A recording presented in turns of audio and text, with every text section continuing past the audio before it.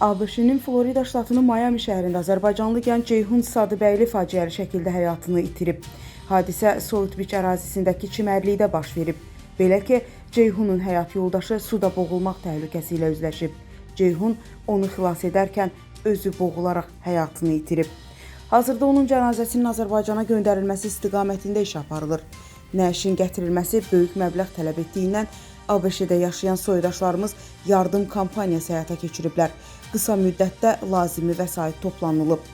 Faciəvi hadisəni dünən gecə saatlarında eşitdik. Dərhal mərhumun həyat yoldaşı ilə əlaqə saxladıq.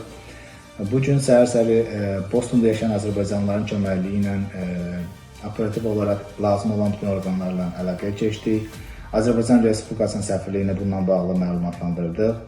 GoFundMe proqramı ilə İANA kampaniyası başlatdıq və qısa zamanda lazım olan məbləğ yığıldı. Bununla bağlı hər kəsə öz təşəkkürümü bildirirəm. Mərhumun ailəsinə Allahdan səbir, başsağlığı verirəm. Allah rəhmət eləsin. Qeyd edək ki, Ceyhun 2000-ci ildə Yardımlının Bozayran kəndində anadan olub. O 665 balla ADA Universitetinə daxil olub və biznesin idarə edilməsi fakültəsini bitirib. Yenicə ailə həyatı quran Ceyhun Bostondakı şirkətlərin birində satış meneceri işləyib.